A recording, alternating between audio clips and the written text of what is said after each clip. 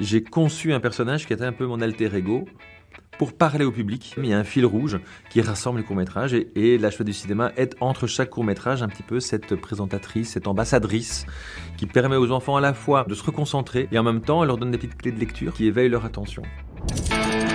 Cinébox.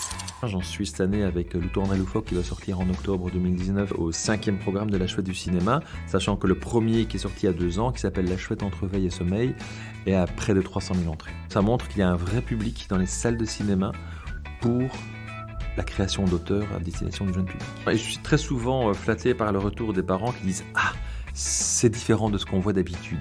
Et c'est vrai que le court-métrage reste un lieu d'exploration. Et donc de montrer 5 courts-métrages comme dans La Chouette entre veille et sommeil, avec un papier découpé, des techniques différentes d'animation et des univers très poétiques et très originaux, les parents sont ravis de pouvoir montrer ça comme première séance de cinéma à leurs enfants parce que ça ouvre tout d'un coup énormément de perspectives. Dans les programmes de La Chouette du cinéma, j'aime bien qu'il y ait une variété. Alors, il y a une variété graphique, des styles, des techniques, et aussi une variété de sources. Il y a des histoires qui sont originales, des histoires qui sont inspirées de contes traditionnels, et il y a aussi des films qui sont inspirés, adaptés de livres. Donc dans Le Tour André Loufoque, il y a par exemple 2 films que j'ai adaptés en les réalisant de l'univers de Mario Ramos. Donc les 2 livres, C'est moi le plus beau et C'est moi le plus fort. Ça crée une curiosité, on dit, qu'est-ce qui a été fait avec l'œuvre de Ramos? Donc ça crée une attente.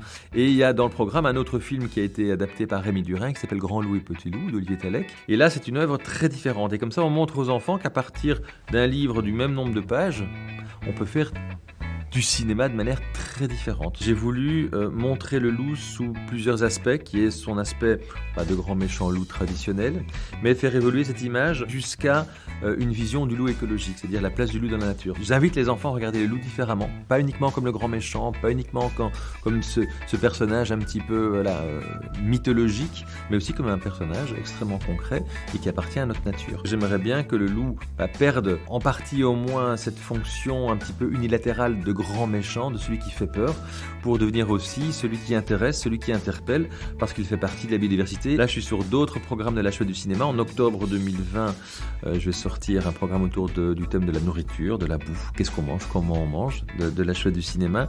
Il y a un programme qui sort autour de la figure du chat. Et évidemment, je développe mon premier long métrage qui s'appelle Youkou et la fleur d'Himalaya, que j'ai écrit et que je co-réalise avec Rémi Durin, avec la patte graphique de Paul Jadoul.